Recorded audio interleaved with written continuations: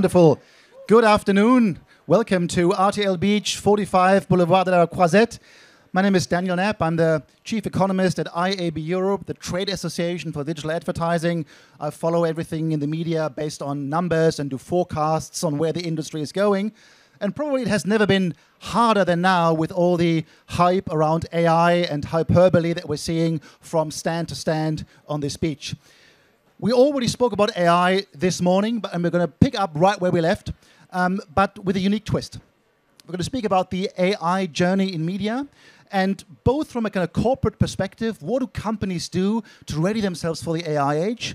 And also, then what does that specifically mean for journalistic practice? So the business of media and the practice of journalism. And we're gathered here live, and also a very warm welcome to everybody on the screens in true RTL total video fashion. This is, of course, going to be live broadcasted, so those not at the beach can also enjoy this session.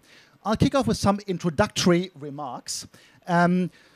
Typically, I would use lots of statistics, but I think statistics on the beach isn't necessarily the best option, so my slides are going to be a bit more picture-heavy than usual, but I hope you'll find it interesting regardless.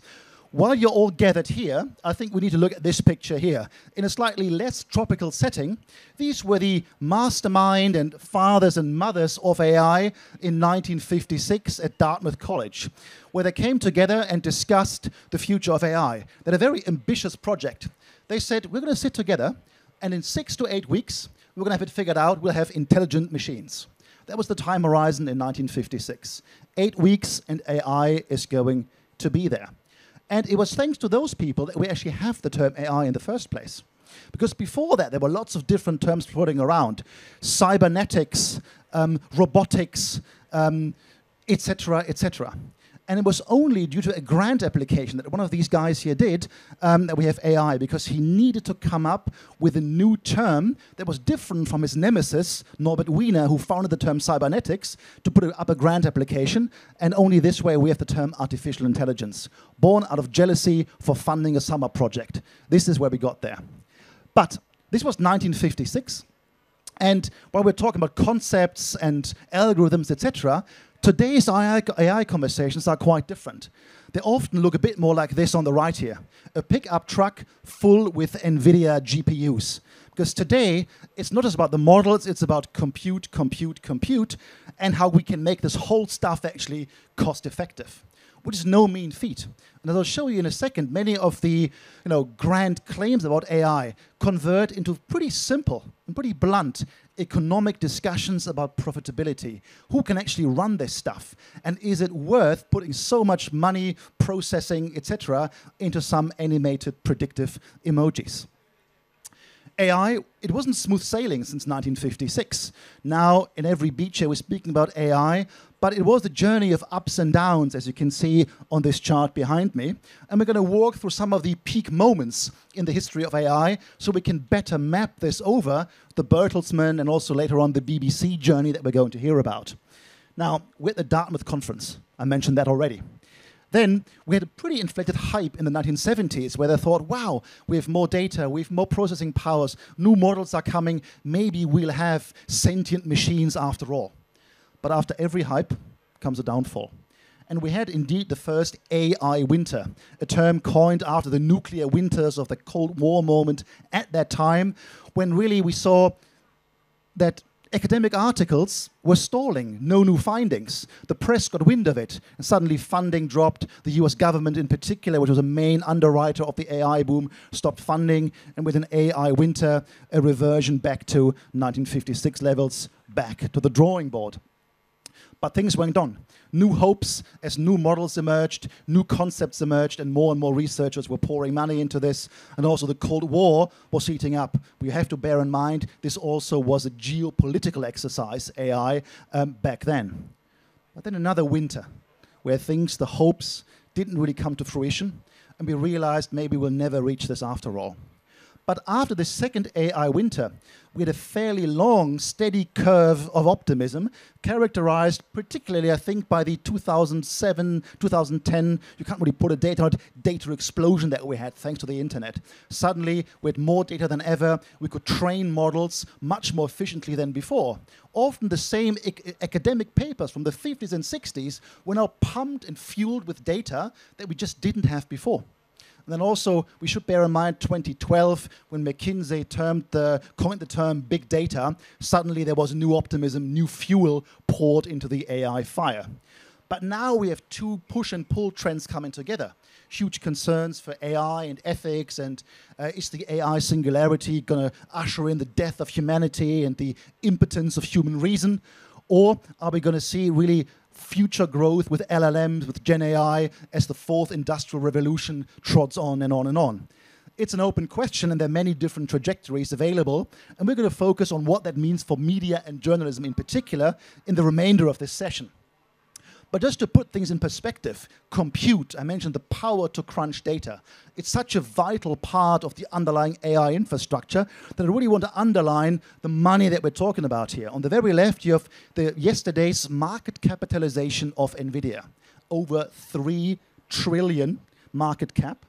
Market cap of all listed companies on the London Stock Exchange, less than that. And our host country, France, produces a GDP annually less than the market capitalization of NVIDIA. This is how much we have come to rely on hardware to power this new hype. Whether those valuations will pan out or not is an entirely different question, but it just puts things in perspective how much money and how many bets are being placed on all of this. And of course, with bets come stories of hyperbole, of concern, of fear, of change. And behind me, you can just see a timeline of what happened between the launch of ChatGPT-3 and GPT-4.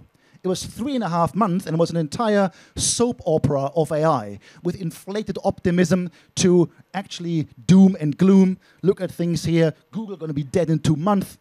Coca-Cola jumps on the AI train, and then the Atlantic, a critical journalistic outlet, saying we're facing the text-pocalypse. AI, or IA, we're going to see more text produced by AI. It's going to be trained on AI content to put us, as someone put, in a doom loop of mediocrity.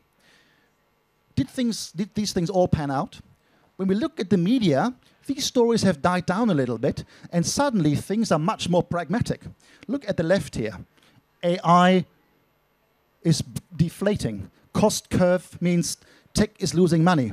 Suddenly, all these grand claims of the death of humanity have become fairly mundane financial question about the cost of automation and whether it's actually viable. And what we saw, many studies about how jobs are being replaced. When we look at a recent study from the MIT, it's very interesting to see, is it actually, from an economic point of view, possible to replace those jobs? They said, well, no, even with future reduction in chip costs or processing of models, only 0.4% of tasks actually could be fully automated in a cost-effective manner, meaning this does bode well for journalism. But there's a gap. It's often a technology seeking an application or not. We're going to hear that in a second. And I had to put John Travolta in here because the overlap of what AI could do and what we really needed to do is fairly thin. And maybe we can expand on this in the panel. In advertising, our event here, AI has been there was a silent creep of AI into advertising. If we look at the latest Group M, the advertising agency's forecast and analysis, we can see that already 70% of all ad revenue is somehow informed by AI. Note the loose term informed. It means that AI plays some kind of role. And it could be statistics, machine learning. It doesn't need to be Gen AI, but it's growing. Somehow AI, predictions, automation is a core part of our industry and has been before the LLM hype, and we didn't even notice it. Here we go. But if we look at new revenue directly attributed to AI in advertising, things are quite different. So Google launched a new feature, AI Overviews, and we can see it's being monetized through ads. New forecasts show it is, of course, it's Google, so it's going to be $1 billion business very, very quickly. But it's only a tiny portion of the overall revenue. Growing quickly, but a tiny portion. So direct AI revenues are far more in their infancy. But with revenues and proliferation come concerns. And to illustrate this, and I had to do some charts, I couldn't resist it. Behind me, you can see the number of papers on AI ethics submitted at the globally largest AI ethics conference. Now look at 2022. We saw a massive surge with the advent of Gen AI and LLMs of ethics concerns. New papers, this conference in niche topic AI ethics suddenly became center stage. And we also saw the industry component, so not just academics, but industry really chiming in, taking these issues extremely seriously, as short-term business gains could, of course, lead to a crisis of consumer trust, which, of course, must be avoided. And I want to conclude with this here from one of the very early AI pioneers, Alan Turing, when it comes also to using AI in journalism. He had a very remarkable quote early on saying, if a machine is expected to be infallible, it cannot also be intelligent. And I think that's quite important for us today, because it shows that making mistakes and learning from them is a core part of being intelligent. And we need to bear this in mind when we use AI and learning. Things will not be perfect. There will be mistakes, but those mistakes, they are more of a feature than a bug. We need to embrace those mistakes to push AI forward.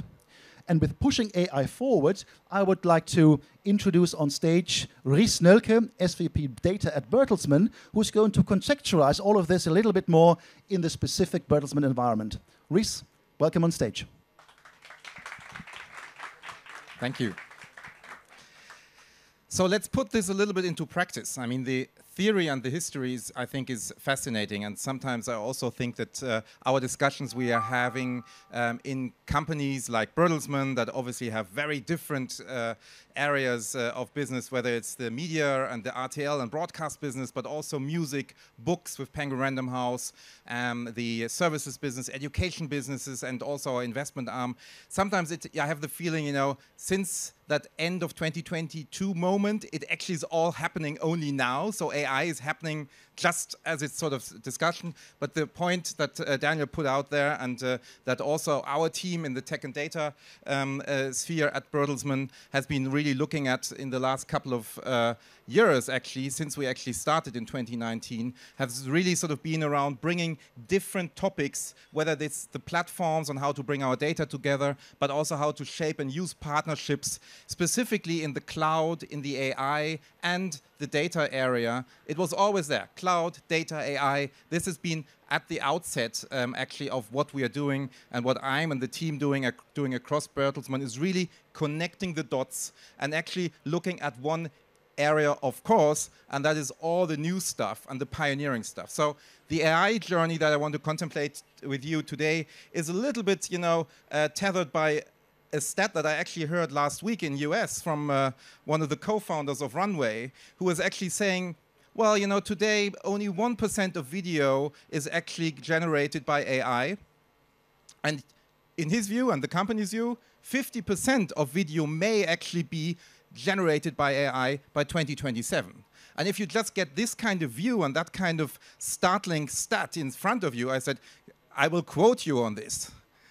But I don't know whether I can really believe that this is going to happen in terms of, is there going to be so much more content out there that's going to be generated by AI, or is there simply a really tipping point in our industry ongoing? So that, keeping that in mind, we actually also sort of had a journey across Bertelsmann that our CEO at that point really sort of mentioned as sort of thing, this is really a grassroots movement. And that was basically 18 months ago, 12 months ago, where we had hundreds of use cases. How can we apply AI into our businesses? But then we actually sort of tried to really bring things a little bit more together. So that's what I wanted to give you and bring along here today, to actually give you a little bit more flavor of sort of how a company like Bertelsmann has really tried to connect the dots in AI, sort of trying to bring certain domains that are, in our view, future domains, really important and crucial, that we really need to sort of get our weight behind it and our understanding to actually bring something into play that is more organized than just having siloed businesses working in parallel next to each other. And we did a study, and I'm happy that you can actually, I'll jump over to the other side, you can actually download this study that is on our website. We did a study in fall last year where we were actually looking at how will AI be applied across different types of AI toolings that you can look at, maybe in terms of the generation of text, image, and video, and that obviously made it very much to the high end, but also some other stuff where we felt we need to actually get AI into the game, and where we actually thought that the maturity level was not so strong yet in the market, but also maybe on our side. And this topic brought a kind of to light that Bertelsmann is truly multimodal.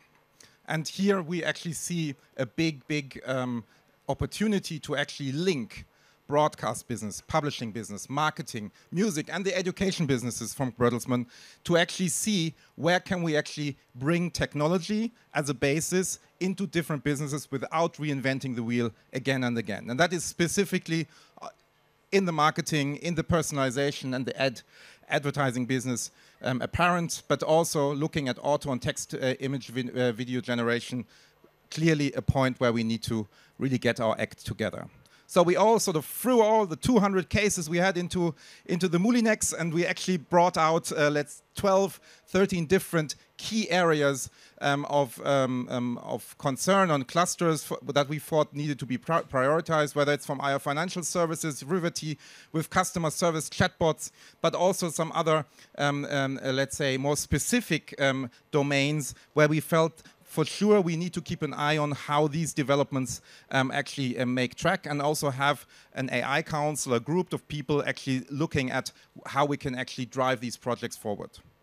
But ultimately we decided on 4 projects that we felt really relevant to bring the future of our business forward. So that basically looking at the newsroom of the future, that I'm very happy that Sonja is also going to give you some first insights in there, and I give you a little bit of color on how that project operates, but also in the music business and the books business and the entertainment business. And here we actually see the more and more evolving, let's say, discussion in the market, where at the beginning there was a huge hype on music, but it actually toned down pretty fast in the moment where it actually was understood that if there's only AI-generated music out there, it's going to be pretty hard for artists to make money going forward. So that has actually shifted a little bit around. In the books business, authors and agents in US particularly had a really strong hesitance. But in our view, the supporting technologies and the supporting power of AI in this area will actually also help to sell more books. So actually looking at that was another area where we see high relevance, not only technologically, but also for our partners and also the transformative impact. And I just want to run you down a few examples. So how are we using AI? For instance, in the book industry. As you know, Penguin Random House publishes Prince Harry's book last year, as well as the series from Barack Obama, Michelle Obama. And we use, for instance, social listening skills and tools to actually identify what's being bespoke at the moment in terms of what books are out there. And then if there's a book that is actually sort of seen in a thread or social media feed, then actually bringing that to play with a social media campaign and sort of generating posts in basically not in real time, but on the next day in terms of actually having campaigns out there.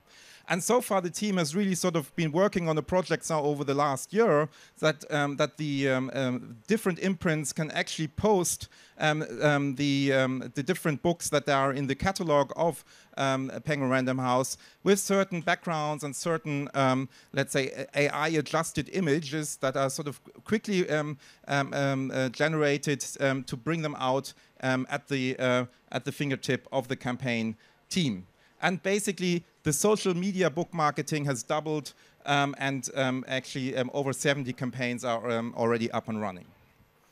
And another idea that we actually brought to light in 2021-22 was a tool with the colleagues from RTL Netherlands and the colleagues from BMG on actually helping the editing process of videos and making sure that that you actually can look and decide on music that you can actually underlie on a social media post or video automatically. So having the video, having the setting a tone, and then actually being able to get production music offered by AI helps you in the editing and the creative process. And this is all BMG music basically provided in the background for the use in the media production.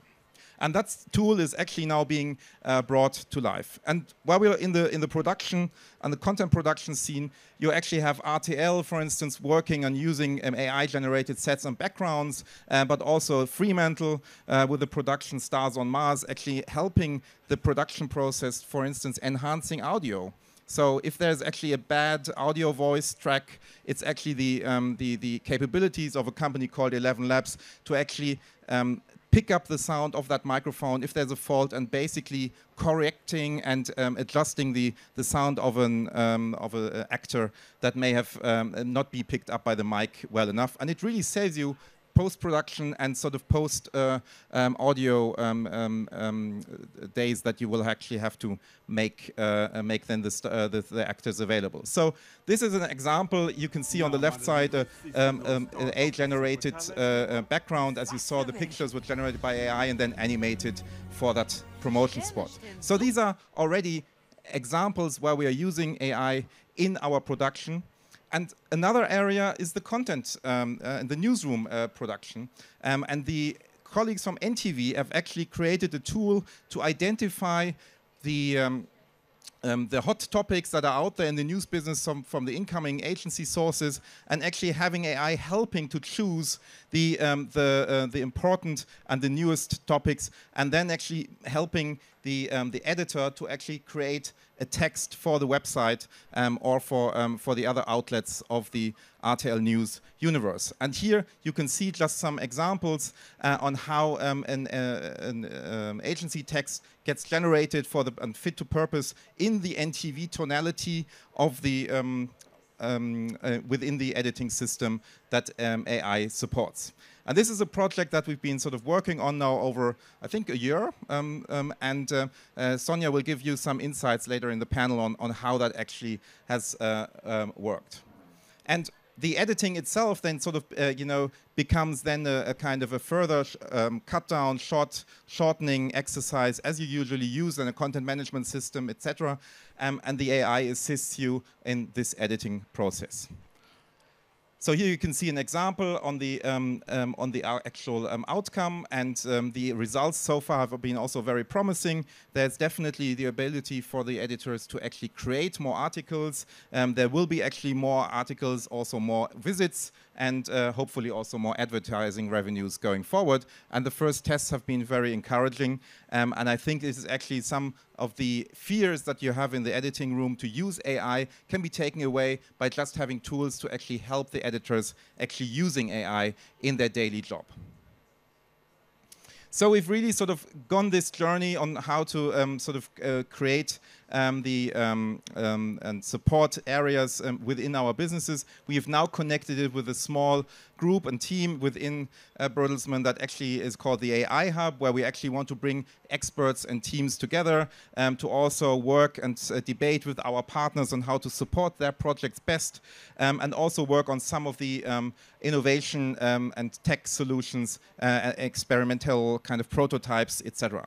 And last but not least, it is obviously also very important for us as a group to also make sure that we are able to also look on the AI and how it actually will work in the future and how we can actually use AI responsibly. So also doing this across the group, in my view, is one of the key challenges that we have. And we actually created something, and you don't have to read all of those 8 points, something that we call the AI Essentials in the last year, and where we believe having responsible AI, and my favorite point is here number 5 on sort of saying that we clearly need to have an understanding on what AI does, and we want to control the AI and don't have the AI control us, where we actually don't know what we're using and how we are using it going forward. So having this in mind, I think responsible AI for media company is of essence, but actually also tapping into the opportunities of AI is for sure one of the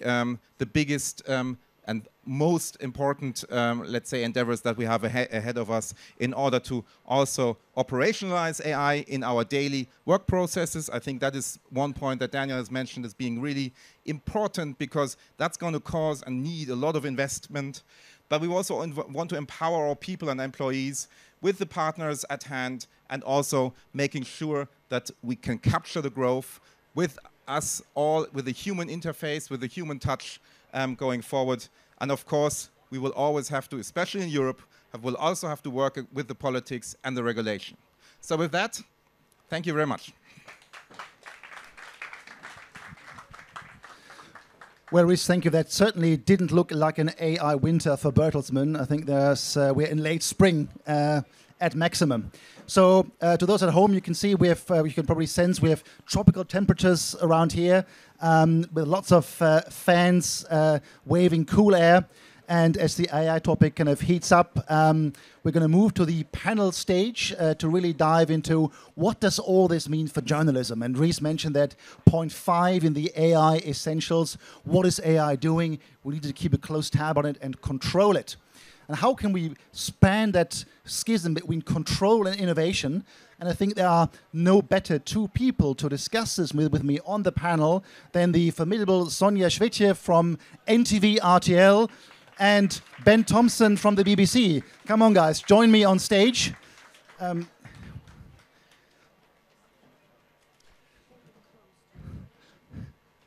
Fantastic, we're just getting installed. Welcome, it's great to have you both here. Nice to be here. We saw so many use cases right now, but I think let's start on a personal level.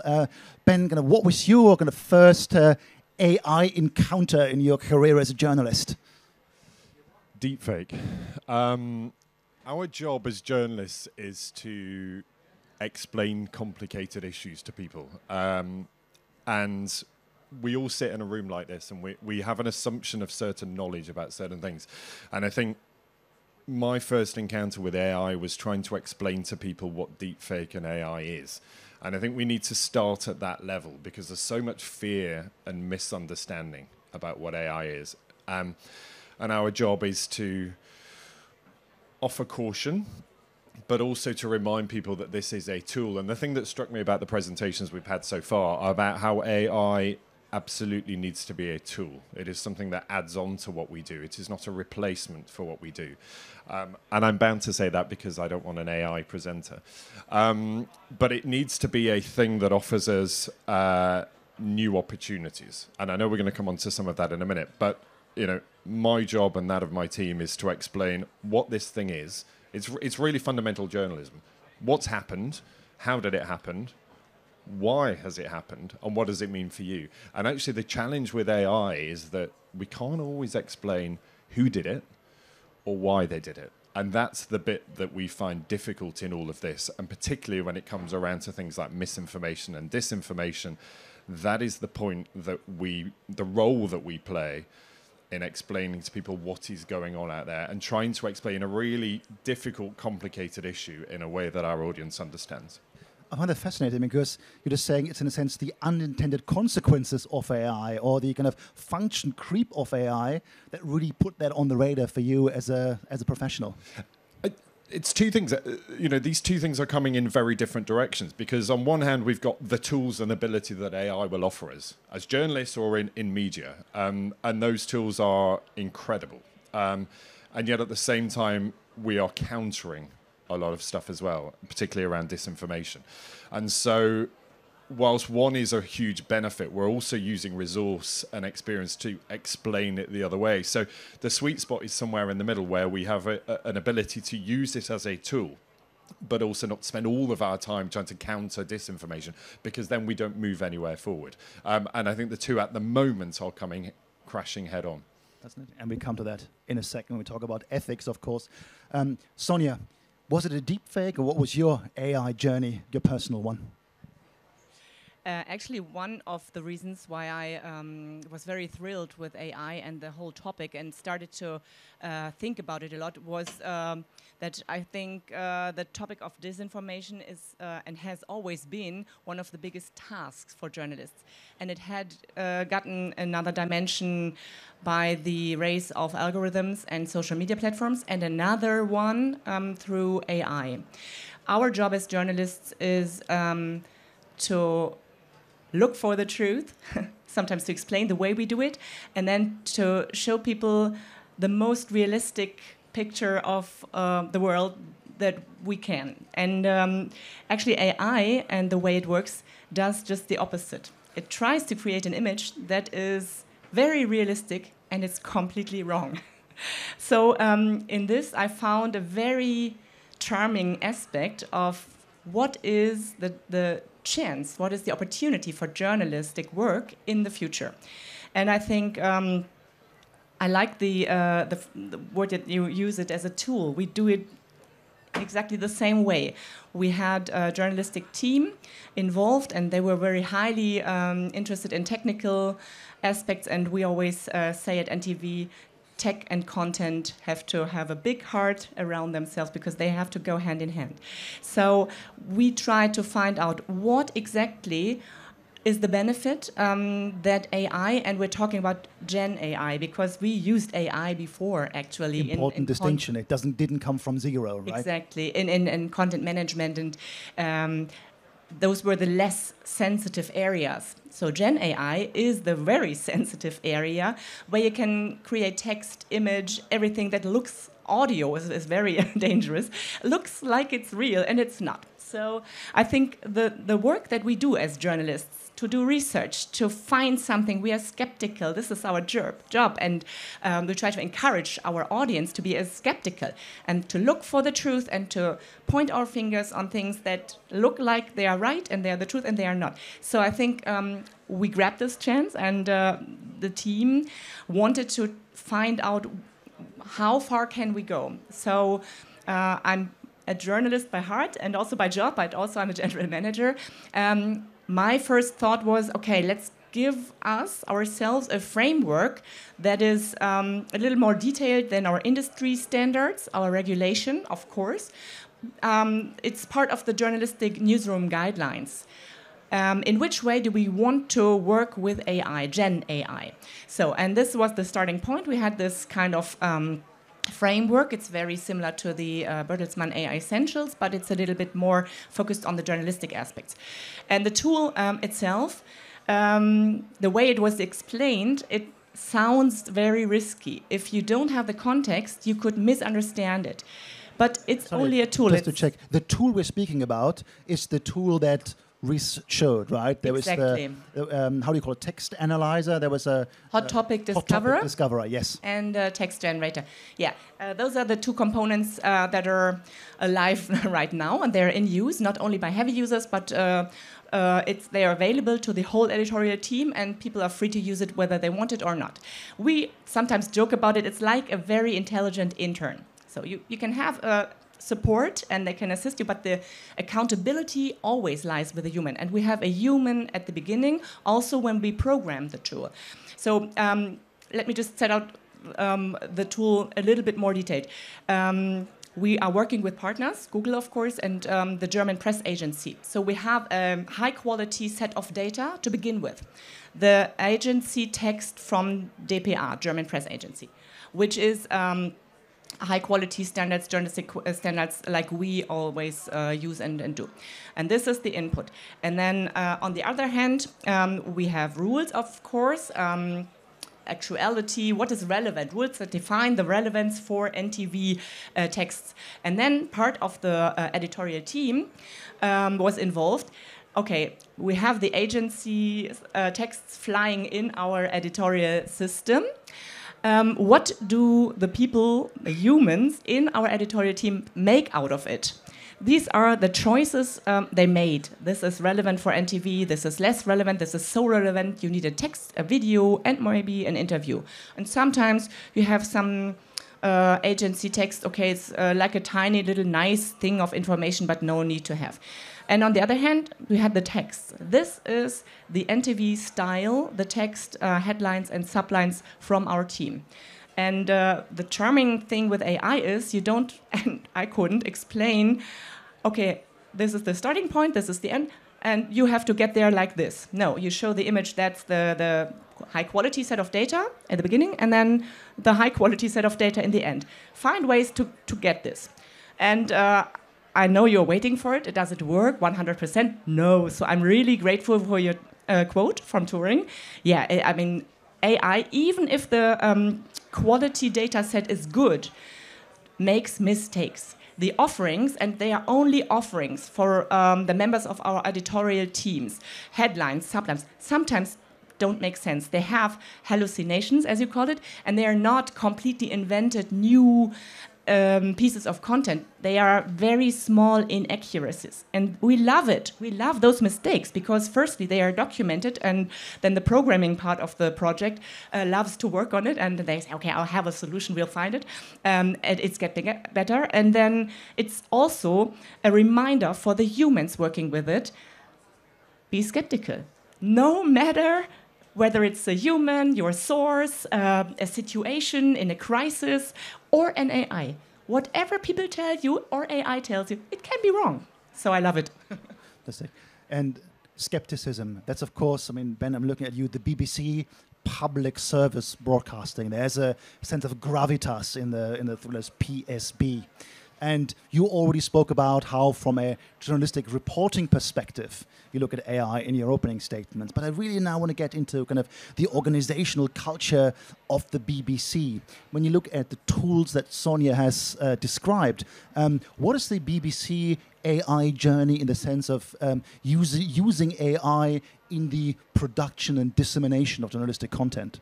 I thought your word of options is so important because it's about providing tools for the journalists. But the BBC is really simple. It's got three principles when it comes to AI. One is it in the public interest to use it?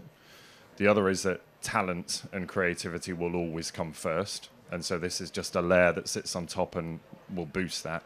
And thirdly, fundamentally, that if we use it, we will be so transparent about when, how, and what it is used for. And I think that then is our underlying principle of how we will use it within the organization. So at the moment, we are prepared to not be first on this.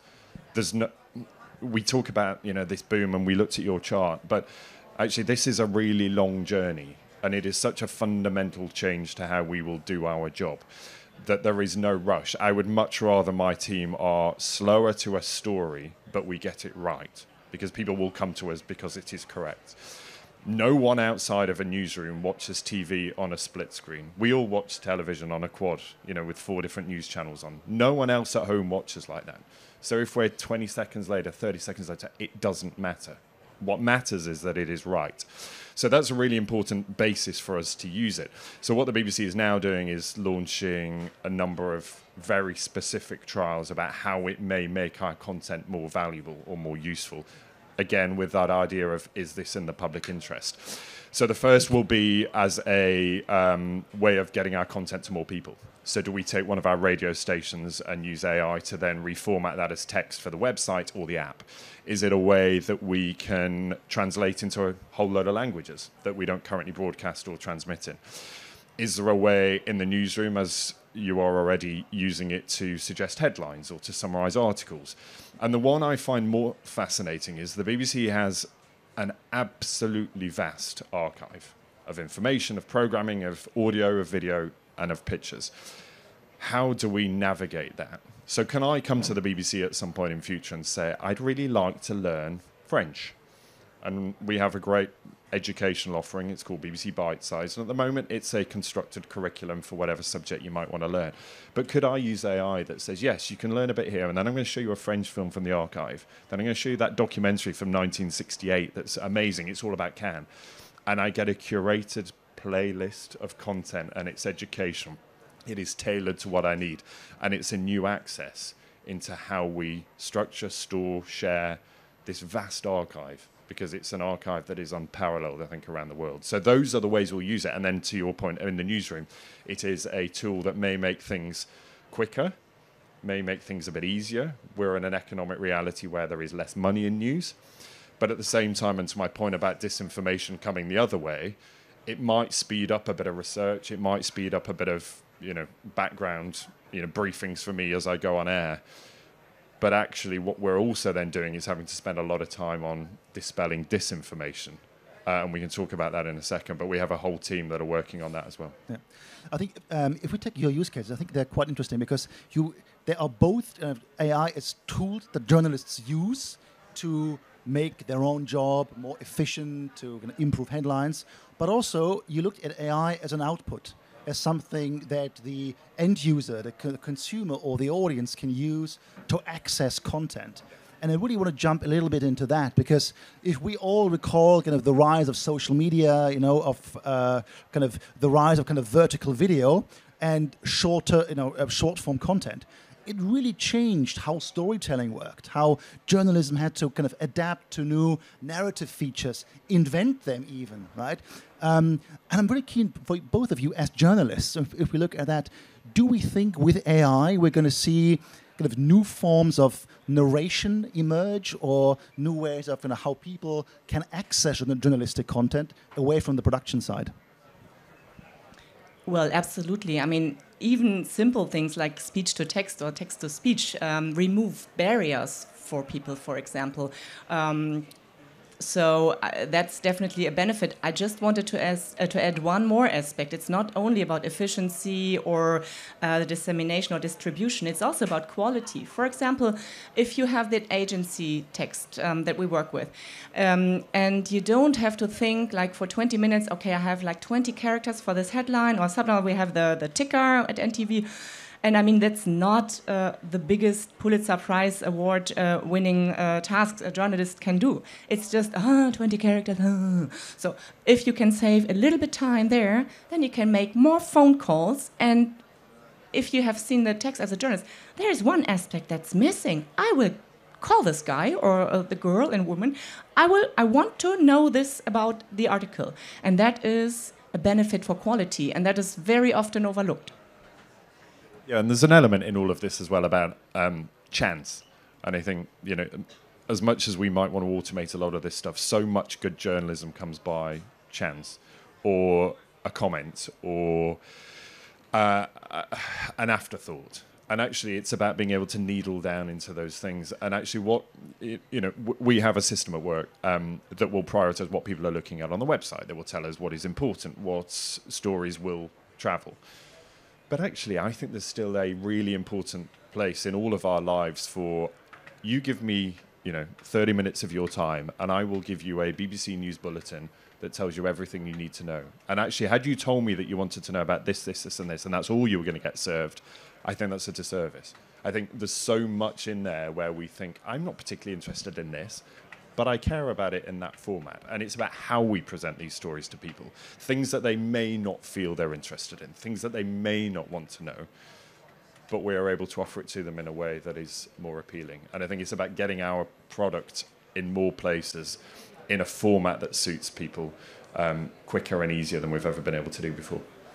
I like the term chance, and apologies in advance for being a little bit geeky now. There was one of the historian of statistics, a guy called Ian Hacking. He wrote a great book about statistics as the taming of chance, making the world more predictable.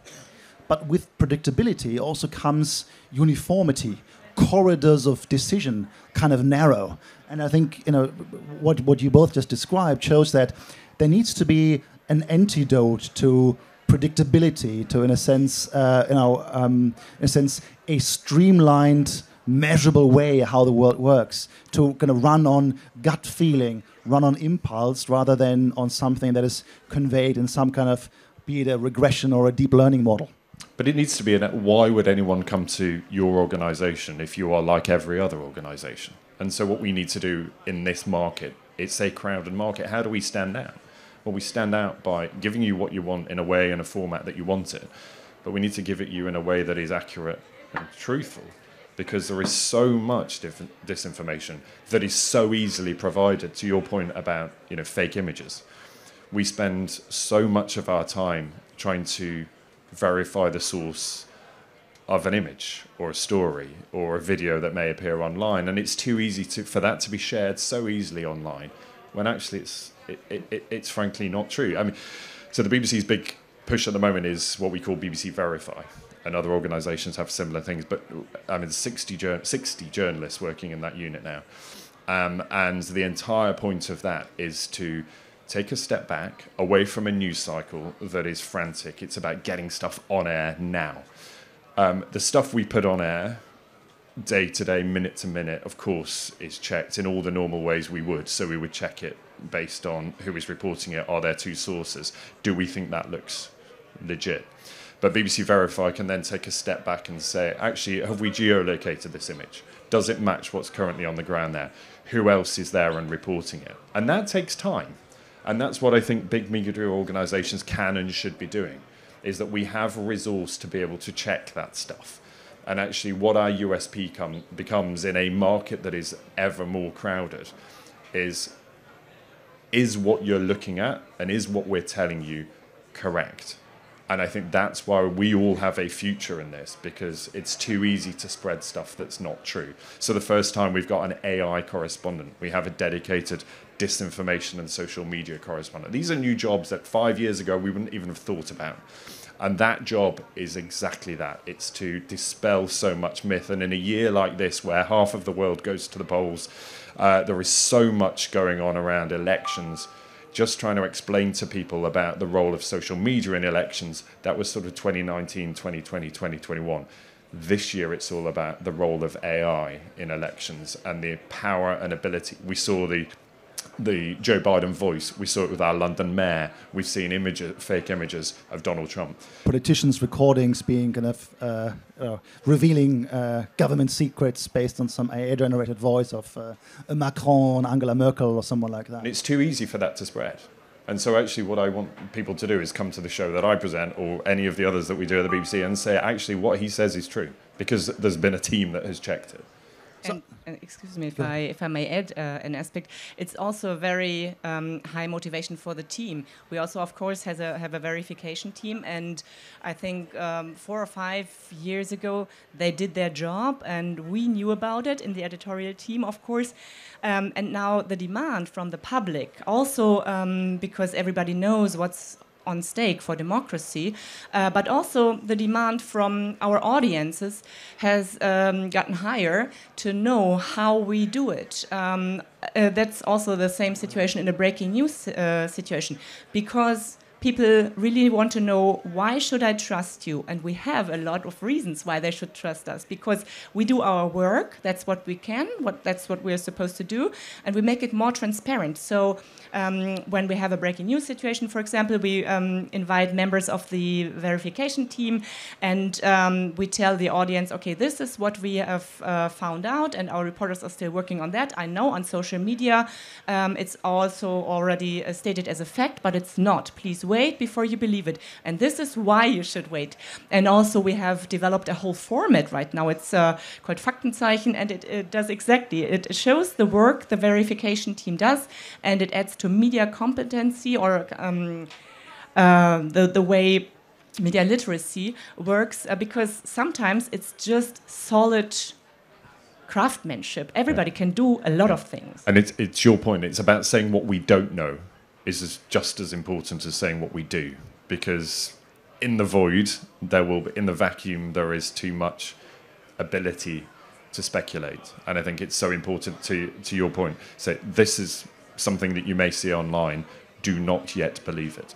We speak about journalism as some kind of a lighthouse or a kind of fourth pillar in democracy, and some saw this role kind of eroding over time in a sense. In particular, as we had to have more kind of issue-based journalism. But I think it's very clear from both your responses that in the age of AI, this kind of lighthouse becomes very important, in particular as the production cost of content converges towards zero on the web. So how do we really stand out? And as a little kind of interim kind of resume from this panel, we can already see, I think, journalism is affected by and uses AI in 3 different ways. Number one, AI is a tool in the creation and dissemination of content.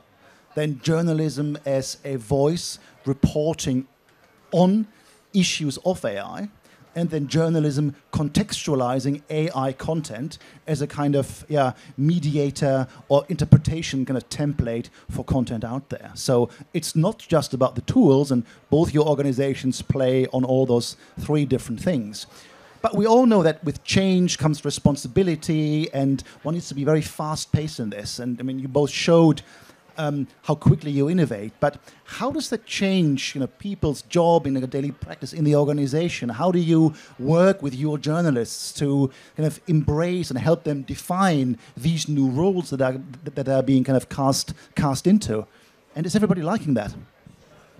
I'd liken AI to putting people in a room who would never normally meet.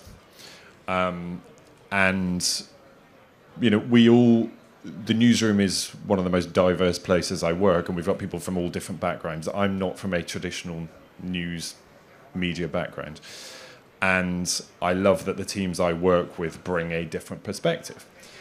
But straight away, that is a perspective of a journalist with a certain mind, and they are doing that job. They love that job because of how their mind works. What AI is able to do is put different people in that room. So it lets you look at stories from different perspectives. It raises questions that you may not have thought about. It raises implications of stories in areas that you hadn't considered. And so, to use the word again, but it is a tool that allows you to look at a story in a different way. And that suddenly makes that story so much more relevant to other people too. And I think it's really important that however much we try and however many different voices you get in the room, AI just opens that room up to so many more people. And I think if we're able to harness that in our questioning, our tone, our story choice, the way we cover a story, I think just makes us better as journalists. And Sonja, I recall when we spoke in advance of this panel, what really struck from our conversation is that this innovation process that you had with the tools, that wasn't linear, right? There was trial and error, and what you started with and what came out of it was quite different. Could you share a little bit of your observations there? Yes, the 2 components of the tool that Rhys showed you and that I elaborated on a little bit were the starting point. Of course, the tool has to work for people and it has to work for journalists. The users that have been working with the tool for, I think, a little bit more than 2 months, intensely now, had documented all the errors and everything that saved them time, and some results that took more time than before. But also, a couple of them raised their hands and said, okay, there's actually one thing that you really hadn't intended, but it's kind of useful. You can find different spins to a story. So if you have the agency text, it's very neutral. But for example, you have brands like NTV, RTL, we have Stern, for example, and the tool is, of course, designed to be scalable, to be reprogrammed for other styles of journalistic products. The spin thing is really useful because we can use one spin that is interesting for the audience NTV has, and a completely other spin that might be in the back of the article, might be the main focus for RTL.de, for example. And that's funny because, of course, the programming team picked that up, and they will develop a 3rd component. And some, I think we have a prototype is still working on that. So sometimes the things that you don't think of are the best and the most useful ones. I love this idea of non-linearity. You have to figure things out as you go, and interacting with AI creates completely new perspectives or use cases. But it shows, I think, a message to everybody that unless you really do it, unless you lean in, you can theorize and pontificate about it, but you must actually do it to understand the potential and to craft products and offerings. We're coming close to time. Just very briefly to each of you as kind of pioneers in this space now, is there for aspiring journalists or for aspiring kind of AI investigators a message of advice that you would share with the audience? I don't have a message of advice, but I have to spill a little bit of water into the wine, because I'm completely confident that high-quality journalism will have a future, and that people will trust journalists, maybe more than it's the case right now, but not without the best framework. And the framework can be from society, but also legal framework. And there are some things that must really be considered. Journalistic content must be found in the digital world. So the findability, because what we see and which content reaches how many people is all due to algorithms. And journalistic content sometimes doesn't fulfill the criteria of reaching large audiences. Or maybe you will know it from the disinformation, the false information reaches more people and has a greater impact than the valid debunking and the right information after it's been researched and verified. And that's something that kind of scares me a little bit, because I can't find an easy way, but that must be secured with the AI Act, for example. A big step has been done, because that's the first thing. So journalistic content, no matter whether it's polarizing, it's not its job. Journalists don't have to polarize. They have to find the truth, and sometimes the truth consists of shades, and that's the real image. But the other thing is intellectual property. Intellectual property is our work, the work that our journalists do, and it's hard work, I can tell you. I mean, I admire people who go to crisis areas, and people who go to other people who have had shocking situations and ask them if they would give them their trust and talk to them. That's really hard work, and all this is intellectual property, and it must be secured that it's transparent how this intellectual property is used and distributed and altered. We have a lot of deepfakes with our own websites, for example, our own anchors, and we must claim our rights for this in order to provide good quality journalism and to refinance it as well in the future. Thank you. Ben, 10, 20 seconds. Final verdict. I'm getting some notes here that we are running out of time. I'm really optimistic about journalism because there is a future for the really fundamental principles of being a journalist. And I think in the last sort of decade, you would have expected that may have been utterly changed by technology. And I think to your point about, our role is more important than ever. In all of the things that we were taught as journalists, ask questions, don't take no for an answer, be awkward, question everything. And if you do that, that is how we get the truth. And you're absolutely right. Corrections and clarifications are not sexy, but they're really important. And we're in that era now where there is so much disinformation out there. Our job is more important than ever. And actually, to any aspiring journalist, it's about being good at your job, be awkward, ask questions, and just push, because AI doesn't do that. AI takes what is already known and repurposes it and presents it back to you. What you can do and the value you add as a journalist is to create something new. Be the creative person in this. Ask that extra question. Talk to that different person. Get that different perspective. And that's where the value of news is, I think. Thank you both so much for a very insightful session. Please, a warm round of applause for Sonja and Ben. Thanks for bearing with us. And thank you at home and in your offices and back to Adelines HQ. Thank you.